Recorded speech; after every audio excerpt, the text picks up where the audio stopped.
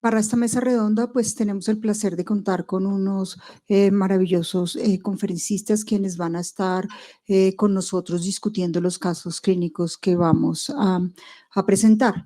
Les presento de derecha a izquierda el doctor Ernesto Reyes, es anestesiólogo, es el jefe del Departamento de Anestesia de la Clínica La Sabana, es profesor clínico de la Clínica La Sabana y es un líder de opinión en TIVA y monitoreo y neuromonitoreo. El siguiente silla está el doctor Carlos Triana, quien es anestesiólogo, subespecialista en anestesia cardiovascular de la Fundación Santa Fe de Bogotá. Él ha hecho una maestría en epidemiología en la Universidad del Bosque y una maestría en educación en educación médica en la Universidad de Maastricht en Holanda. Y en la última silla está el doctor Eduardo Zárate, que es médico cirujano y anestesiólogo de la Pontificia Universidad Javeriana. Él es hizo un fellow en investigación clínica en anestesia para cirugía ambulatoria en el Southwestern Medical Center at Dallas. Es el jefe del Departamento de Anestesiología de las Clínicas Keralty y el coordinador médico de los quirófanos clínicos tanto de la Clínica Reina Sofía como de la Clínica Pediátrica. Bueno, entonces para empezar la discusión o la conversación sobre anestesia intravenosa total o anestesia regional general balanceada, un segundo, ya. Vamos a discutir unos casos clínicos, pero el objetivo que vamos a tener en esta mesa redonda es discutir algunos temas como son la náusea y vómito posoperatorio, el recordar intraoperatorio, el déficit cognitivo posoperatorio, la recuperación en cuanto a calidad de recuperación, tiempo de recuperación y costos, y algo vamos a hablar de la contaminación ambiental. El primer caso clínico, entonces, es una paciente de sexo femenino que tiene 45 años, que está programada para una cirugía endoscópica nasal y una resección de pólipos nasales. Como antecedentes, una paciente hipertensa controlada que está en manejo con losartán cada 12 horas, es una paciente obesa y es una paciente hipotiroidea. En cuanto a antecedentes quirúrgicos, tiene una cesárea realizada bajo anestesia regional hace 10 años sin ninguna complicación. Ella toma losartán 50 miligramos cada 12 horas, no tiene ningún antecedente alérgico. En cuanto a sus datos demográficos, corporales, perdón, ella tiene una talla de 1.60 y tiene un peso de 85 kilogramos, eso nos da un índice de masa corporal de 33.3 con una obesidad grado 1. Los signos vitales, el examen físico está dentro de límites normales, los laboratorios también están dentro de límites normales y es catalogada como un ASA 2 en la consulta preanestésica. Entonces, para empezar la conversación o la discusión, quiero preguntarle a los panelistas qué plan anestésico quisieran darle. Es una paciente para cirugía ambulatoria y tenemos las dos opciones, anestesia intravenosa total o anestesia general balanceada. ¿Quién quisiera empezar? Doctor Reyes. Sí, pues creo que esta paciente, pues en el contexto que pues nos la están planteando, es una paciente con un índice de masa corporal de 33. Mi plan anestésico claramente sería anestesia total intravenosa, pero creo que la pregunta acá más importante es ¿con qué gas sería el planteamiento de llevarla? Porque pues obviamente en este caso la diferencia de llevarla con desflorane o con seborane pues es una cosa que es realmente importante. Como la paciente tiene un índice de masa de 33, podemos usar cualquier modelo farmacocinético de los que tenemos en los perfusores convencionales para anestesia total intravenosa. Los perfusores funcionan bien en mujeres hasta índices de masa corporal de 35. Entonces esta paciente cumple ese criterio.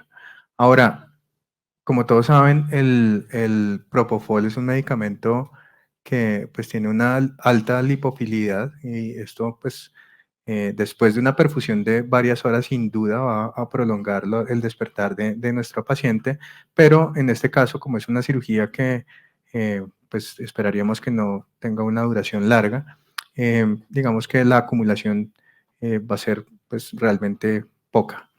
Hay una cosa importante que creo que hay que mencionar, y es que finalmente, si nosotros usamos estos modelos farmacocinéticos, tenemos una tendencia, y sobre todo en el modelo de Snyder, después de una perfusión pues cuando pasamos de la perfusión de 1 hora a tener pues una acumulación alta del medicamento, y eso hace que tengamos que titular muy bien pues la dosis de propofol que estamos administrando pues en nuestro sitio de efecto. Y eso es muy probable que solo lo podamos hacer de una forma muy fina cuando estamos usando neuromonitoría. Entonces, hay una cosa especial acá, y es que para mí los pacientes obesos que voy a perfundir con un modelo farmacocinético que no es para obesos deben ir con neuromonitoría. Entonces, pues digamos que esas son como las cosas que puedo abstraer del caso clínico así inicialmente. Gracias, doctor Zárate. Bien, usted ha puesto 2 ítems ahí, que es náusea, vómito posoperatorio y recordar intraoperatorio. Entonces, la primera pregunta que quiero hacer es si esta paciente se va a operar en un centro ambulatorio puro Sí, es o un si se centro va a operar en ambulatorio. un centro ambulatorio mixto, es decir, en un hospital donde haya tanto hospitalización como ambulatorio. Pues esta paciente va a ser operada en un sitio mixto, pero el objetivo del procedimiento y el objetivo del médico y del paciente y del anestesiólogo es que la paciente salga ambulatoria. Perfecto. Entonces, pues, si nos ponemos a recordar los criterios de Apfel para náusea y vómito posoperatorio, que son 4, que son sexo femenino, el hecho de que no sea fumadora, el hecho de haber tenido náusea y vómito posoperatorio, que en esta paciente no hay historia, por lo menos anestésica, y eso es algo que queda entre el tintero, no sabemos si es una paciente susceptible a tener náusea y vómito posoperatorio, y el hecho de que reciba opioides en el intra y en el posoperatorio son los 4 criterios de Apfel. Cuando Apfel determinó muy bien, nosotros lo invitamos a nuestro curso de clínicas colsanitas hace algunos años, y en un magnífico estudio determinó cómo la presencia de 1, 2, 3, 4 criterios se asocia a un riesgo basal de náusea y vómito posoperatorio. Esta paciente no es fumadora, no sabemos si tuvo náusea y vómito posoperatorio, no lo sabemos. Solo lo operaron de una cesárea y Perfecto, no tiene entonces ningún. no ha recibido anestesia general, tiene 2 factores de riesgo y eso le da un incremento o un riesgo basal más o menos entre el 50 y el 60%. Cuando uno expone a una paciente a agentes inhalados, ya todos sabemos que el agente inhalado es el trigger de náusea y vómito posoperatorio. Y cada 30 minutos de exposición de un paciente a agentes inhalados incrementan un 60% ese riesgo basal. Eso quiere decir que si esta paciente tiene 50% de riesgo basal de tener náusea y vómito posoperatorio, a los 30 minutos va a tener más o menos un 65%. Y si la cirugía se demora otros 30 minutos, eso se aumentará un 80%. Es decir, el trigger indudablemente es el agente inhalado. Si yo quiero disminuir ese riesgo al final de este ejercicio, pues obviamente voy a tener que generar estrategias para náusea y vómito posoperatorio. Y ya todos sabemos, en un muy buen trabajo que hicimos en la clínica hace unos años, que se llamó el estudio de impacto, encontramos que el número de factores de riesgo de Apfel debe ser igual al número de estrategias que utilicemos para disminuir la náusea y el vómito posoperatorio. Si esta paciente tiene 2, las 2 deberían haber 2 estrategias antieméticas, dexametasona o ondansetron. Sin embargo, no tenemos o no sabemos con certeza si esta paciente va a ser susceptible a tener náusea y vómito posoperatorio, y eso nos puede incrementar el riesgo. Por lo tanto, yo estoy de acuerdo con Ernesto en que en un contexto ambulatorio, en una paciente de estas características, yo también le pondría anestesia total intravenosa, porque si comparamos lo que les acabo de decir de los agentes inhalados en cuanto a incremento de riesgo, también tenemos que decir que el propofol en infusión continua tienen un NNT de 3 o 4. Algunos dicen que de 3, otros que de 4, que es un NT extremadamente bueno para evitar la náusea y el vómito posoperatorio. Ustedes lo pueden ver, y yo lo he visto permanentemente en toda mi práctica, y es aquellas mujeres que le dicen, doctor, A mí me ponen anestesia y vomito y me tienen que dejar hospitalizada siempre. Si ustedes les dan anestesia total intravenosa a esta paciente, ustedes les pueden poner opioides en el posoperatorio y esta paciente no les va a vomitar. Eso parece o eso genera la hipótesis de que definitivamente propofol en infusión no es solamente una estrategia intraoperatoria más para disminuir la náusea y el vómito postoperatorio, sino que es una forma o es una, digamos, es una estrategia, digamos, global desde el punto de vista anestésico para evitarlo como tal. Es decir, no, yo considero que la anestesia total intravenosa no forma parte de las estrategias antieméticas, sino forma parte de una estrategia anestésica que va a disminuir globalmente la incidencia de náusea y vómito postoperatorio. Por ende, en esta paciente sí considero que sería una muy buena candidata a anestesia total intravenosa y les aseguro que la náusea y el vómito postoperatorio no va a ser un factor para que esta paciente tenga una admisión no planeada a hospitalización. Doctor Triana, ¿tiene algún comentario? Sí, digamos, yo también estoy completamente de acuerdo. Creo que una anestesia total endovenosa es una buena técnica para esta paciente, especialmente en el marco de cirugía ambulatoria, de buscar que el paciente tenga una salida pronta para casa.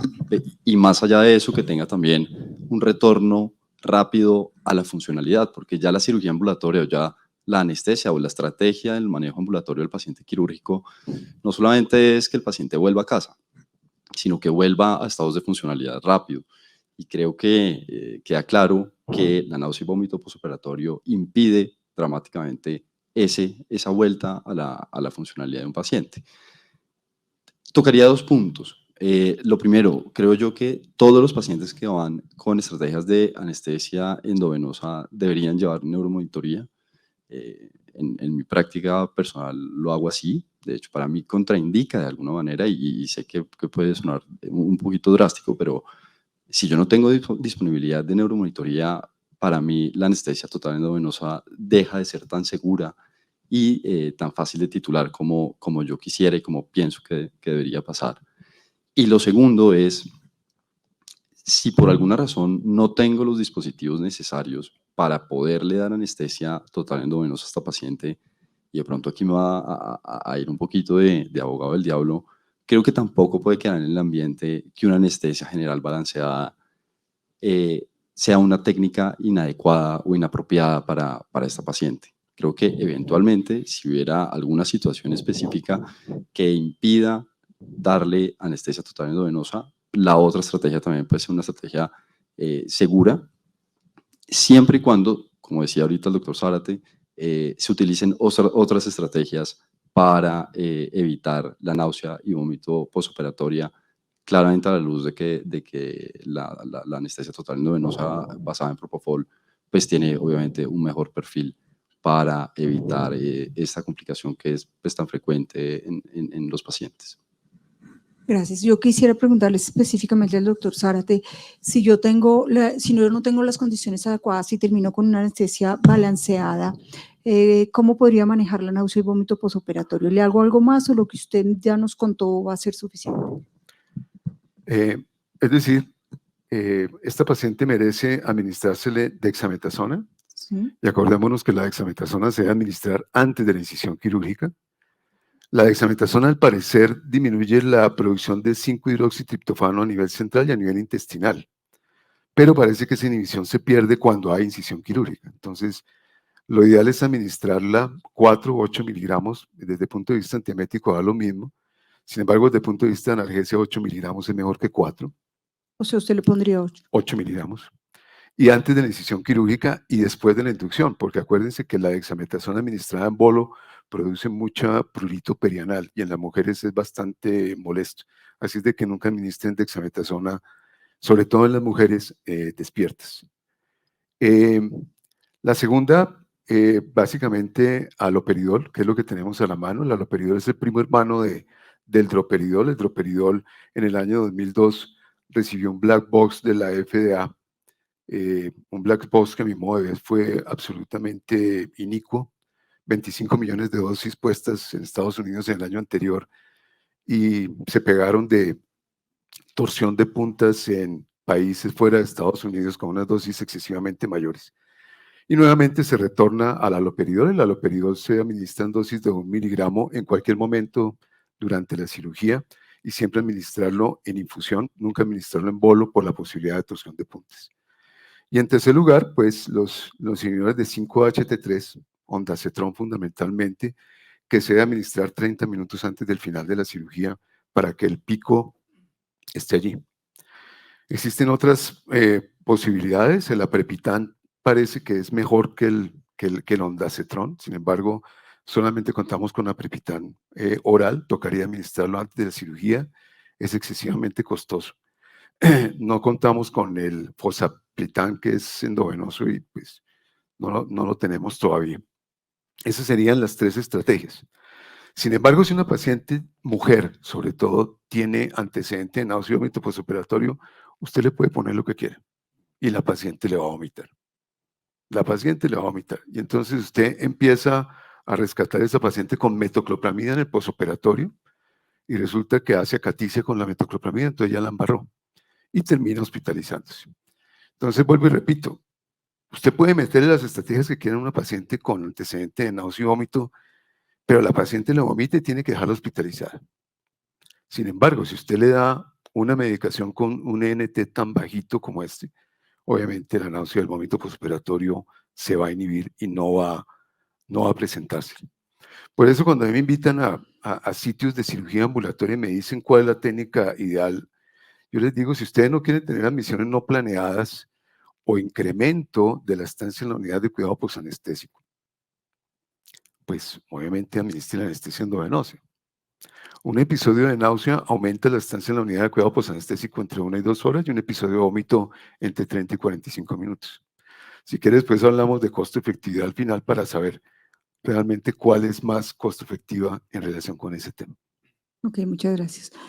Doctor Reyes, y para tocar un poquito el tema del recordar intraoperatorio, ¿usted qué estrategias utilizaría para disminuir esta probabilidad? Yo siempre he pensado que el recordar intraoperatorio es un evento que según la mayoría de la literatura es absolutamente infrecuente.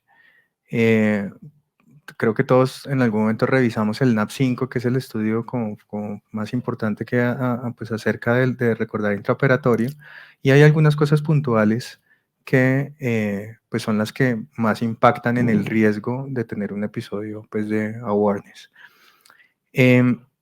Entonces, yo siento que nosotros tenemos más riesgo de sobredosificar a nuestros pacientes, que pues creo que lo venimos haciendo rutinariamente, no solamente con las técnicas intravenosas sin neuromonitoría, sino con la anestesia balanceada también lo hacemos. Y pues definitivamente eso sí va a impactar en el desenlace que buscamos, que es que el paciente se vaya rápido para la casa. Porque creo que una estrategia que se ha venido usando para tratar de titular de alguna forma la cantidad de propofol, que por cierto es un medicamento que tiene una variabilidad interindividual altísima, para poder buscar ese target que se necesita para que el paciente tenga un estado de inconsciencia seguro.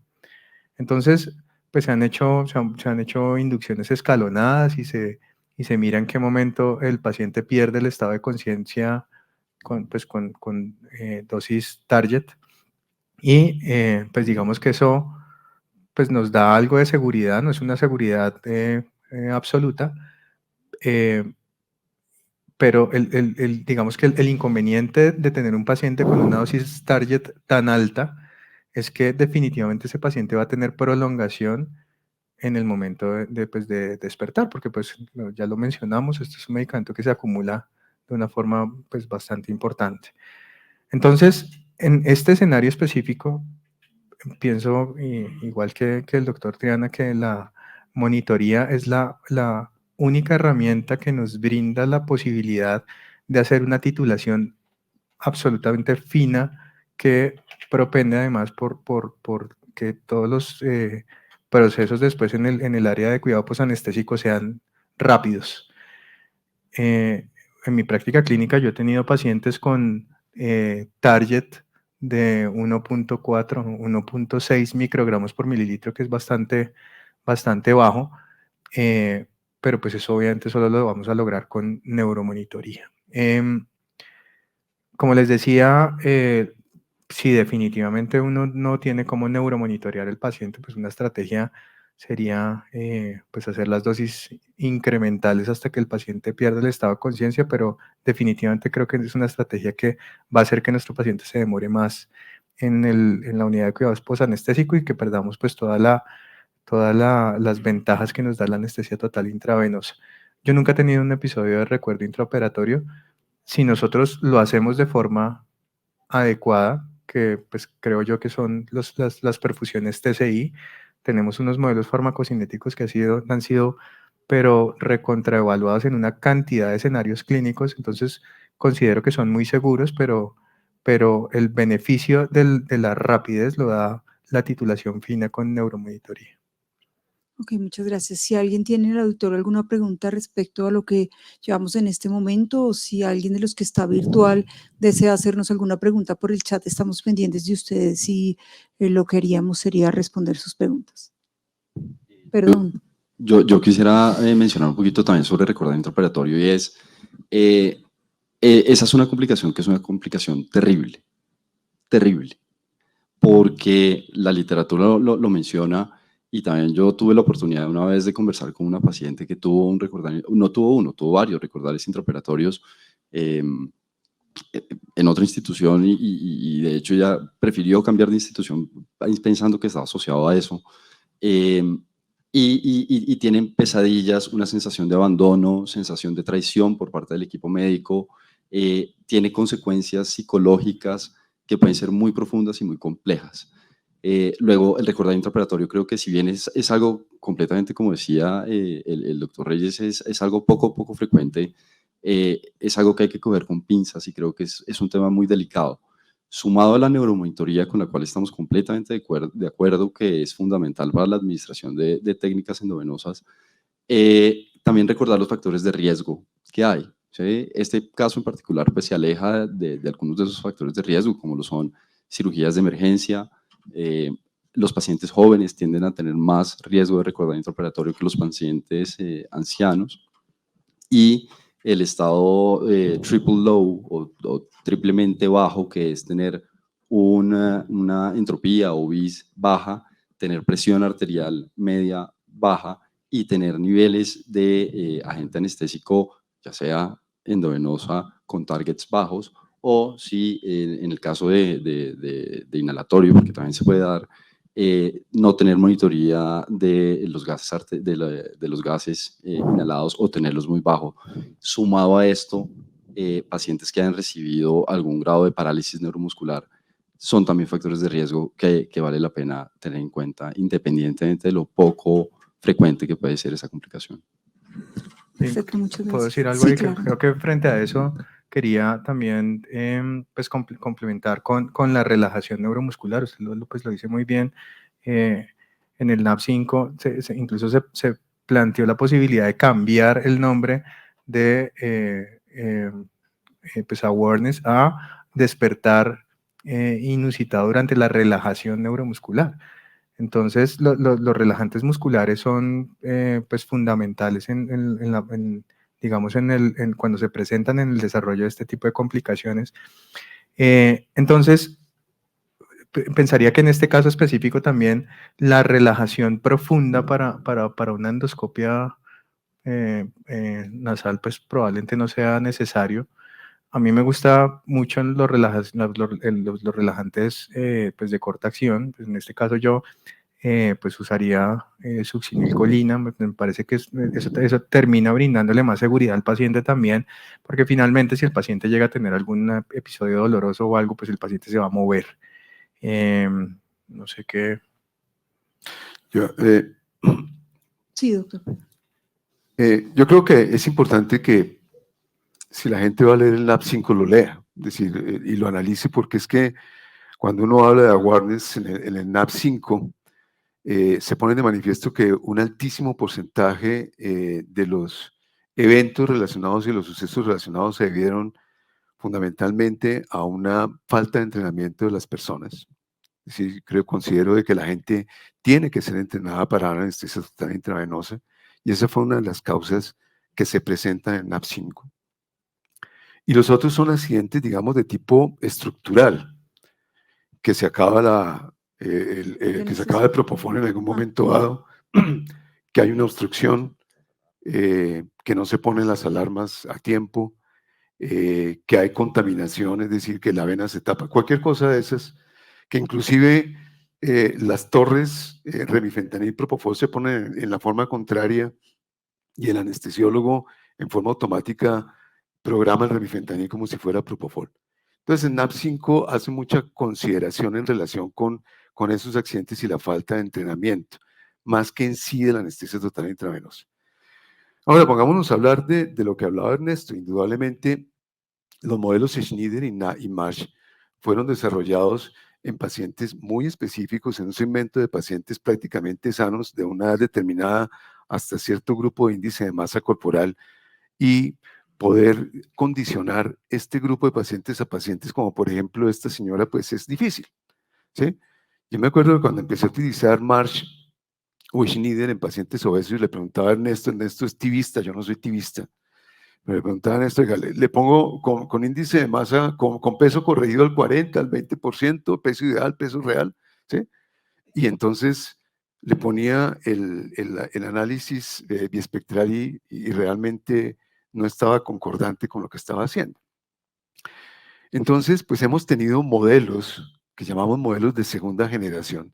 El modelo Elevel, que es un modelo que tiene una gran cantidad de covariables que van desde un peso muy bajo hasta pesos, usted me corregirá, de 160 kilos, y desde edades muy cortas hasta los 88 años.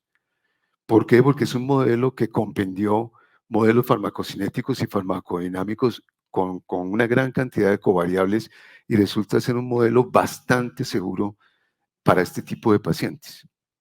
Y personalmente yo he podido, al tratar de conocer este modelo, lo he hecho con análisis biespectral y he podido corroborar realmente la alta correlación que existe, ¿sí? Básicamente, si uno calcula la dosis de propofol de acuerdo a lo que llaman los tibistas el B50 o casi el B50, muy seguramente uno va a estar en una dosis rango muy segura con este tipo de modelo, ¿sí? Entonces, esa es mi consideración sobre recordar intraoperatorio. Gracias. Yo considero que, siguiendo las consideraciones de la Asociación de TIVA de Gran Bretaña, indudablemente la monitoría intraoperatoria, la neuromonitoría intraoperatoria, sí se debería utilizar en TIVA con relajantes neuromusculares. Hay una pregunta en el público, sí, doctor Obando, o un comentario.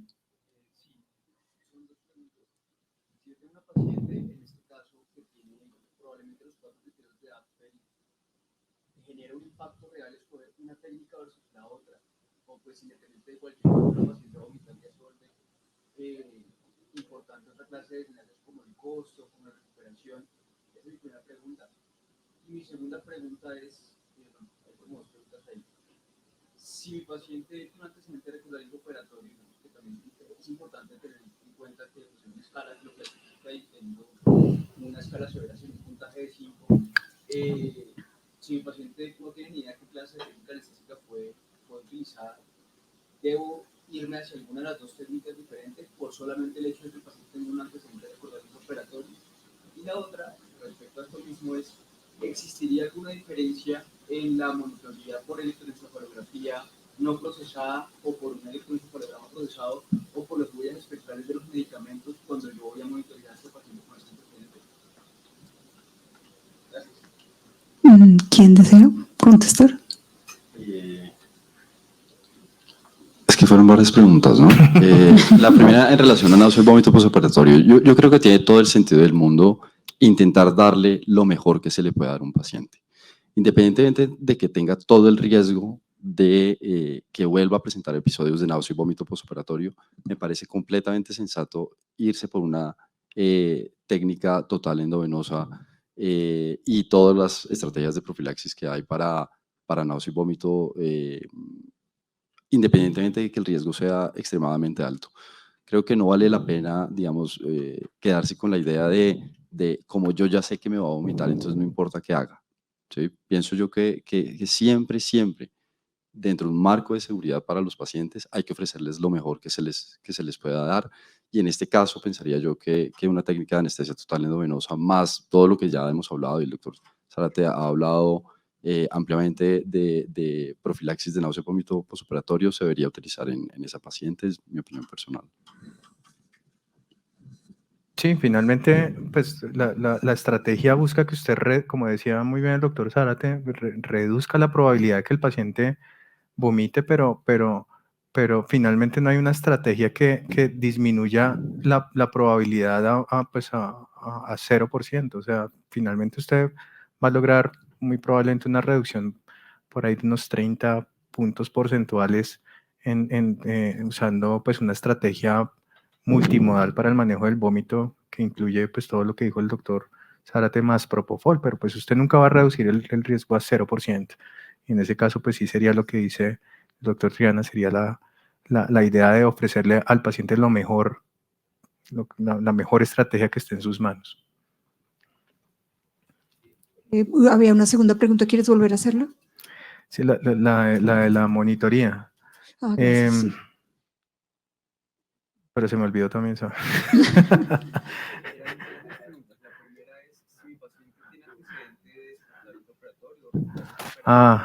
Sí. Pues finalmente yo creo que la probabilidad en las dos técnicas, si un paciente tiene un antecedente de un despertar intraoperatorio, la probabilidad en las dos técnicas está. O sea, usted puede darle anestesia balanceada a un paciente y el paciente tenga recordado intraoperatorio. Entonces creo que en ese caso específico la estrategia es la neuromonitoría. Porque el paciente se le puede despertar con cualquiera de las dos técnicas. Lo que pasa es que usted en una de las dos técnicas tiene, pues, digamos, una forma un poco más fácil de interpretar el sitio efecto de su paciente, que es básicamente el end-tidal. En otro lado, no se puede hacer de una forma tan fácil, entonces usted lo tiene que hacer con neuromonitoría, pero en los dos casos, si el paciente tiene alguna cosa con esto que estamos hablando ahora de la fármaco, de las cosas relacionadas pues con su, se me olvidó lo que espectro. con sus vainas genéticas, de la farmacogenética, pues finalmente pues ese paciente puede despertar en las dos técnicas. Gracias. Bueno, tengo un siguiente caso clínico, pero me están informando que me quedan 5 minutos. Yo me voy a adelantar al caso clínico. ¿Tengo 10? Gracias. Pero voy a adelantarme rápidamente al caso clínico porque me parece muy importante que cumplamos el resto de los objetivos, sobre todo porque pues estamos aprendiendo mucho de regional versus anestesia, activa versus anestesia balanceada. El siguiente caso rápidamente es un paciente mayor que viene también para una cirugía, una colecistectomía laparoscópica. Yo también quería que propusieran si era intravenosa o una general balanceada, pero tal vez me voy a ir directamente a la parte de los objetivos y es hablando de la comparación en cuanto a posible déficit cognitivo postoperatorio en cualquiera de las dos técnicas anestésicas de las cuales estamos discutiendo esta tarde. Entonces, no sé si el doctor Triana tenga algo para decirnos. Bueno, en relación al déficit cognitivo postoperatorio, es una entidad difícil, porque es mucho más frecuente de lo que uno espera o de lo que la misma literatura reporta, en parte porque no ha sido todavía bien estudiada, ni bien clasificada, ni bien definida. De hecho, antes se pensaba que el déficit cognitivo postoperatorio era cualquier estado en el comportamiento del paciente en los siguientes 30 días, y ahora hay una tendencia a dividirlo en dos, en los primeros 30 días en estados de recuperación tardía de los niveles basales, digamos, cognitivos del paciente, y desde los 30 días hasta los 12 meses después de la cirugía o del acto anestésico, también se puede tratar ya de desórdenes neurocognitivos mucho más profundos, que son importantísimos porque tienen un impacto en morbilidad y seguramente en morbilidad también, especialmente en el adulto mayor. Recordar también que el déficit cognitivo postoperatorio, si bien pasa más en los pacientes ancianos, no necesariamente es exclusivo de los pacientes ancianos. De hecho, ya hay estudios, inclusive en población pediátrica, que se habla de este tipo de entidades. Ahora, ¿qué pasa? Digamos, hay una tendencia a pensar que el propofol tiene propiedades antiinflamatorias y parte de la fisiopatología que explica el déficit cognitivo postoperatorio para encasillar en esa gran bolsa de todas las alteraciones neurocognitivas de los pacientes en el postoperatorio tiene que ver con el aumento de interleuquina 6, interleuquina 8, interleuquina 10, factor de necrosis tumoral alfa.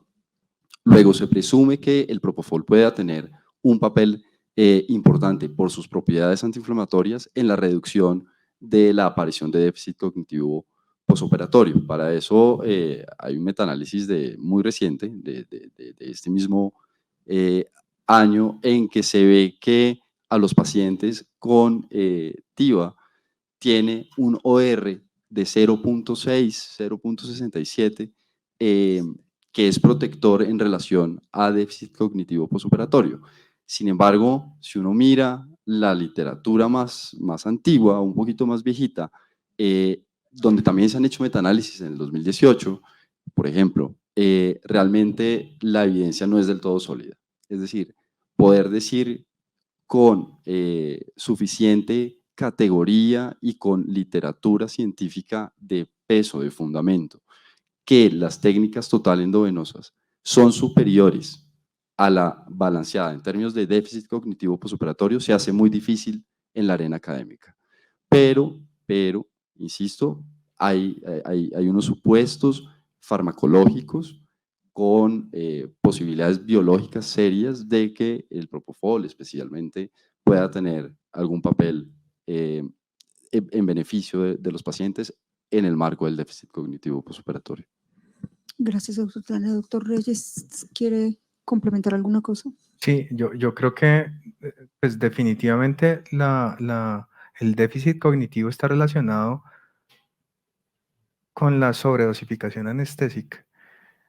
Y nosotros sobredosificamos ligeramente a nuestros pacientes en muchas técnicas, pues si no tenemos una neuromonitoría, como ya lo había mencionado.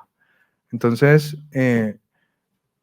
pues finalmente la estrategia para que nosotros logremos disminuir pues esa ligera sobredosificación, pues digamos si yo sobredosifico un muchacho pues hasta uno para una cirugía con un impacto pues bajo desde el punto de vista quirúrgico, pues digamos que es un cerebro que se puede recuperar fácilmente, pero en un paciente añoso que probablemente tenga pues algo de fragilidad, esta sobredosificación anestésica, pensaría yo que en cualquiera de las dos técnicas le va a pasar factura al paciente en el posoperatorio. Entonces, nuevamente, neuromonitoría como estrategia para reducir la probabilidad de que los pacientes tengan déficit cognitivo en el posoperatorio. Entre las dos técnicas es lo que, pues es que hay muchas variables que no son tan fáciles de sacar cuando están haciendo los estudios. Entonces, creo que eso le falta mucho, pero pues sí creo yo que en algún momento el propofol, por todos sus efectos, pues que ya hemos visto incluso para pacientes de cáncer pues en otros escenarios en los que pues es importante la inmunomodulación que tienen los gases, pues la inmunomodulación hacia la baja, ¿no? Pues pueden afectar a nuestros pacientes. Entonces, creo que le hace falta mucho camino a eso. Ok, entonces estamos hablando de... Dale, Andrés.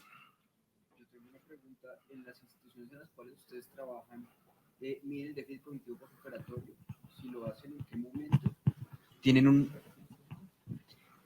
buenas tardes. En las instituciones en las cuales ustedes trabajan, miden el déficit cognitivo postoperatorio, si lo hacen, en qué momento lo hacen, establecen un rango basal y qué instrumento utilizan para medirlo. Nosotros no medimos déficit cognitivo postoperatorio, tratamos de determinar delirium postoperatorio como parte de ese déficit cognitivo, entre el primer y tercer día. Utilizamos una escala a la cual hicimos una adaptación transcultural, que es la escala CAM, que es, digamos, una prima hermana de la escala CAM-UCI. Hicimos un plan piloto con algunos pacientes que fueron corroborados por psiquiatría y pudimos hacer la adaptación transcultural al tema. Eso es lo que hacemos. En el primer día, digamos, la incidencia de delirio no es tan alta como en el tercer día, que es lo que observa la literatura. Ahora, en relación con la neuromonitoría y delirium postoperatorio, realmente ni el estudio Engages ni el estudio CODA pudieron demostrar de que uno reduciendo los requerimientos anestésicos podía disminuir la incidencia de delirio. Quizás lo único que se asocia con la disminución del delirio postoperatorio es disminuir la supresión de ráfaga o el burst suppression. ¿Sí? Es lo único que realmente se asocia. Entonces, uno debería apuntarle a eso en neuromonitoría. Por eso nosotros tratamos de monitorizar cerebralmente los pacientes mayores de 65 años hospitalizados y tratar de disminuir lo máximo la supresión de ráfaga. Ok, nos queda un minuto. ¿Quién de los tres quiere hablarme algo de la calidad de recuperación, tiempo y costos? Un minuto. Hablemos de costo-efectividad. ¿Listo, doctor? Y los Gracias. estudios de costo-efectividad pues le dan, digamos, algún puntaje sumatorio a la anestesia total intravenosa en cirugía ambulatoria, fundamentalmente por dos motivos. Primero, porque disminuye la incidencia de náusea y vómito postoperatorio. En segundo lugar, porque disminuye la estancia en la unidad de cuidado posanestésico, pero por disminución de náusea y vómito postoperatorio. No hay diferencias entre ambas técnicas en cuanto a tiempos reales. Y en tercer lugar, costos. Porque si usted tiene que tratar un episodio de náusea y vómito postoperatorio, además de la técnica anestésica, tiene que aumentarle antieméticos, efectos secundarios de los antieméticos, prolongación de tiempo en la unidad de cuidado posanestésico y admisiones no planeadas que pueden ir entre el 0.1 y el 2%. Sí. Hay un estudio interesante que fue publicado en la Revista Colombiana de Anestesia este mismo año, hecho aquí en Colombia por anestesiólogos de la Universidad Nacional, donde hacen un análisis de costos de la anestesia general balanceada y la anestesia total endovenosa en Colombia con precios colombianos por medio de un modelo de predicción. Realmente no es una medición exacta, son modelos de predicción económicos y de variables, y lo que encuentran es que la más cara de todas es la anestesia general balanceada con desflorane, y luego le sigue la anestesia total endovenosa, que digamos, es más costosa que la anestesia general balanceada con sevoflurane o con isoflurane, pero sigue siendo más económica que la anestesia general balanceada con desflorane. En este escenario de Colombia vale la pena revisar ese estudio porque creo que es un esfuerzo interesante que hicieron acá. Pero este estudio es un estudio de costo-identificación, no es un estudio de costo-efectividad, Sí. porque no hay análisis de sensibilidad. Entonces, el estudio es puro costo-identificación, es mirar precios, mirar lo que uno se gasta. Pero cuando usted hace un estudio de costo-efectividad, usted tiene que meterle todas las variables, todas las variables. Y al final los otros estudios de costo-efectividad, inclusive el año pasado salió un modelo de costo-efectividad americano en el cual la TIVA supera a la anestesia balanceada sin análisis biespectral. Doctor Reyes. No, bueno. Bueno. Listo, pues lamentablemente se acabó el tiempo. Muchas gracias a los tres panelistas.